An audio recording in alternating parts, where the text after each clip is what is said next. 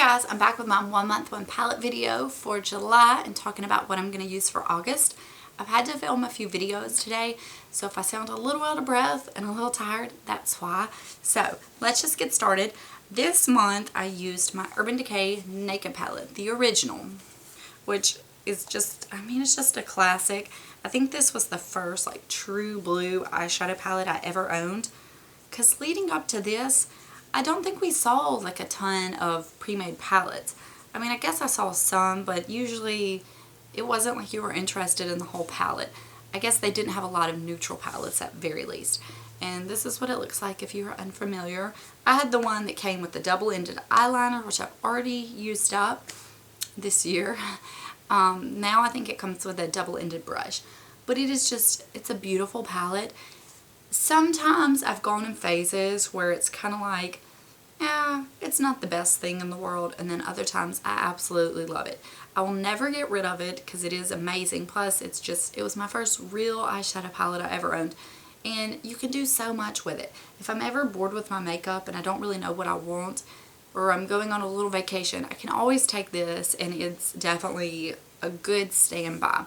My only negative is I wish there was a matte bone, like brow bone color, but since I haven't had that, I have been using this ColourPop Glow shadow, which is not glowy.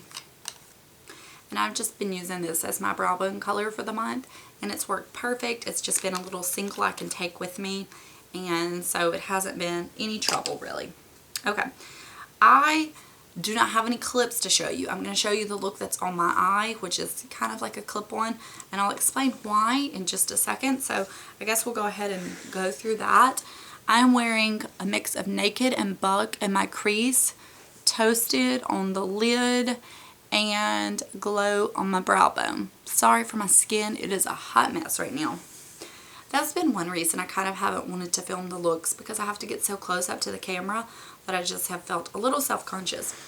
But the look that I'm wearing on my lids today has been probably my most worn look this month. I've worn it a ton. I was gone on vacation for at least the first week of the month. Let me see. No, like in the month. Like we left on the 5th and I was gone for at least a week. So I couldn't film any looks while I was gone. The beginning of July I wasn't still loving makeup all that much. And the rest of July I've kind of repeated the same looks. So the look I'm wearing, like I've already said, has been my go-to look. And then what I've done for a few days is I Remember Makeup by Tiffany D always doing some Urban Decay Naked tutorials. So I looked up a few of hers and recreated those. So I'll just link her channel down below. And we have seen so many Urban Decay Naked looks that I didn't feel like I really need to show you a bunch. But on her channel, I followed her looks, this one, and then I'll tell you the rest that I did. So, I don't even really have to go through these shadows that much. Virgin it's a fine color. I just wish it was matte, but it's really nice. Occasionally, a few days this month, I would just sweep this all over the lid and buck in the naked in the crease, and it looked like pretty much just a natural look. You weren't doing anything. A few days I would sweep naked on the lid and buck on the crease, so it's just a little bit darker but still very, very natural. Sin I would wear all over the lid. It's kind of like a pinky champagne. It's really pretty. Sidecar is definitely chunkier and not as good of a texture, but to me it's still workable. And if you wanted to use something like Fix Plus on your brush to make it a little more sticky, so to speak, so it sticks around. Buck, it's a really good crease color. It's just almost like a hair darker than I would like. So I'll do Naked and Buck mixed. Sometimes I'll do Naked through the crease and then Buck a little bit in the crease as well. Half Baked I would wear all over the lid because it is that perfect color. It's almost like MAC Wood Winged. It's just a really warm golden gold bronze. It's perfect. Smog is just like a step up in the darker range. It looks a lot darker. Smog and Dark Horse together almost are similar to the NARS Cordura duo. So I did use those one day and kind of did that look where I did the smog all over, and then the Dark Horse I kind of stamped in the crease. Not the crease, the outer corner. Toasted is almost like a pinky taupe. I don't know if that's a good way to describe it. It is really pretty. I have it on my lids today. I've worn it on my lids so much this month. Hustle, the only times I've used it ever, or I would use a tiny bit to stamp in the outer corner, and it works fine for that, but it's just not a color. If I was going to do one of those pan that palette challenges, these three I would not even worry about. I don't think I would even attempt to hit pan on it because that would be so hard. The amount that I use dark shadows like that is so little. Creep, I haven't used it this month. In the past, I used the teeniest bit if I wanted to add just a teeny bit more darkness on the outer corner. I think one look I did, I don't know whose it was, somebody's. They do suggest adding a tiny bit of that if you want to just deepen it up a little, but I don't really do that. I don't feel like I need to. I mean, you can get away with Hustle or Dark Horse, and they're pretty dark on their own. Creep, I'm not a black eyeshadow person. And then Gunmetal, I don't think I've ever used in my entire life. I don't think I have. It's not my kind of shade. It's gray, but it pulls that blue silvery look, which I don't do. So, these last three colors aren't perfect, but to me, the rest of the palette more than makes up for it. I mean, look, that's a ton of gorgeous, great eyeshadows. So even if you don't touch the last three, you're still getting so many. So, I've enjoyed using it. I was glad to really just be able to pull it out and focus on it again and enjoy it for what it is, because it is a freaking awesome palette. I definitely suggest using it or purchasing it if you don't.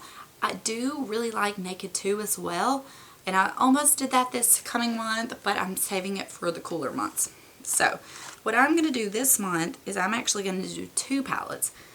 They are the Too Faced Boudoir Eyes and the Too Faced Natural Matte. These palettes are not small in the sense, I mean, they have plenty of shadows in it, but when I looked in this morning, when I was deciding, this is matte, and that's matte, and that's all. And I just felt like I didn't think I could get away with just using that for an entire month. I don't think I would be happy. I think I would be very unhappy. And yeah, I could pull out other colors, but I decided to go ahead and stick this in because in the buff, I don't want to use this on its own for a month either. I think, like, yes, I can pull out other colors from my collection.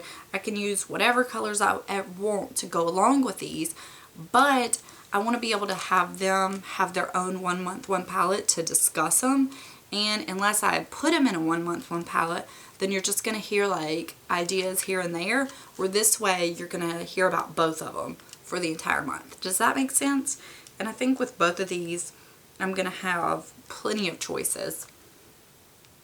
This definitely leans a little more cool, where this leans a little more warm, but I think it will work out real well. I have not given this a lot of attention. I've definitely given it some use since I've had it. And this I haven't had all that long, but the times I've used it, I have loved it. And I'm really excited to play with this more. I'm not using this because I need to know if I like it. I know I do. I just want to give it some more love. And this one I really do need to play with more and see if I want to keep it around.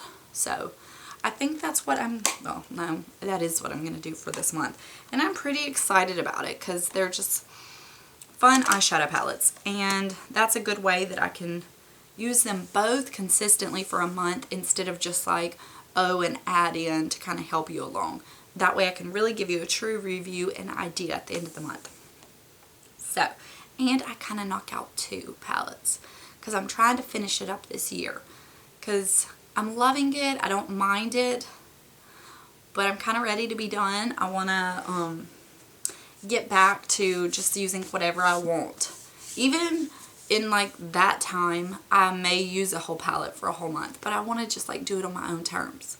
And I think if I buy a new palette, say like next year in March I buy a new palette, then I'll definitely do a 1 month 1 palette on it. Anytime I buy a new palette, I will do that because I think it's a really, I think it's a great idea. I think it's a great video. I'm not tooting my own horn. That's why I started doing it, because I like it. So that is all. I hope you enjoyed it. I'm sorry I didn't have any looks. Like I said, I was traveling for a while. I couldn't film. Before I left, I wasn't still really doing a lot of makeup. And since the looks I've worn have just been so overdone on YouTube. But I promise you guys, I will have looks for these. I promise. So, that is all. I will see you guys later. Thank you so much for watching. And thank you for supporting this 1 month 1 palette. Speaking of, Steph, I'm not quite sure what she goes by. The Wonky Brow Blogspot. If I forget to link it down below, just Google Wonky Brow Blogspot. She does a blog every month on this. She does the same idea. She just has a blog. So check it out. I read it every month. It's really nice to read. It's, you know, it's a fun take on it. And I like her opinions on her palettes too. So that is all. I will talk to you guys later. Bye.